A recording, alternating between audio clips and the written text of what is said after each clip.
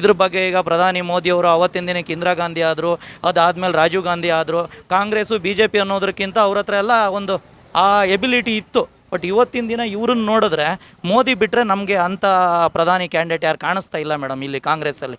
ಸದ್ಯಕ್ಕೆ ರಾಹುಲ್ ಗಾಂಧಿನವ್ರು ಮುಂದಿಟ್ಟಿರೋದ್ರಿಂದ ನಮಗೆ ಯಾಕೋ ಬೇಡ ಅನ್ನಿಸ್ತಾ ಇದೆ. ರಾಹುಲ್ ಗಾಂಧಿ ಸದ್ಯದ ಪರಿಸ್ಥಿತಿಯಲ್ಲಿ ಮೋದಿ ಒಳ್ಳೆ ಆಪ್ಷನ್ ನಮ್ಗೆ ಅನ್ನಿಸ್ತಾ ಇದೆ ಮೇಡಮ್.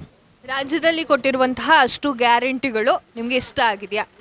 ಅದು ಇಷ್ಟ ಕಷ್ಟ ಅನ್ನೋದಕ್ಕಿಂತ ಜಾಸ್ತಿ ಬೇರೆ ವಿಷಯಗಳಲ್ಲಿ ತುಂಬ ಎಫೆಕ್ಟ್ ಕಾಣಿಸ್ತಾ ಇದೆ. ಎಫೆಕ್ಟ್ ಅಂದರೆ ಬೇರೆ ಬೇರೆ ಈಗ ರೋಡ್ ನೀವು ಎದುರುಗಡೆನೇ ನೋಡ್ತಾ ಇದ್ದೀರಾ, ಅದೆಲ್ಲ ಕೆಲಸಗಳಾಗುವಂಥದ್ದು. ಜನರಿಗೆ ಏನಂದರೆ ನಾವು ಫ್ರೀ ಕೊಡೋದ್ರಿಗಿನ್ನ ಈಗ ತಮಿಳ್ನಾಡು ಅಲ್ಲಿ ಇಲ್ಲಿ ಅವಾಗೆಲ್ಲ ಕೊಟ್ಟು ಕೂಡ ಏನು ಅದರಿಂದ ಏನು ದೊಡ್ಡ ಡೆವಲಪ್ಮೆಂಟ್ ಆಗಿಲ್ಲ. ರಾಜಕೀಯವಾಗಿ ಲಾಭ ಪಡಿಬೋದೇ ವಿನ ರಾಜ್ಯ ಅಥವಾ ದೇಶ ಅಂತ ಬಂದಾಗ ಆ ಫ್ರೀ ಕೊಡೋದ್ರಿಂದ ಏನು ಫಲ ಇಲ್ಲ. ದುಡಿಮೆಗೆ ಒಂದು ದಾರಿ ತೋರಿಸಿ ಅಂತ ಎಲ್ಲರೂ ಕೇಳ್ತಾ ಇರೋದು. ದುಡಿಯೋರಿಗೆ ಒಂದು ವ್ಯವಸ್ಥೆ ಮಾಡಿಕೊಡಿ, ದುಡಿಯೋರಿಗೆ ಒಂದು ಕೆಲಸದ ವ್ಯವಸ್ಥೆ ಮಾಡಿಕೊಡಿ, ಅದಕ್ಕೊಂದು ದಾರಿ ತೋರಿಸಿ ಅಂತ.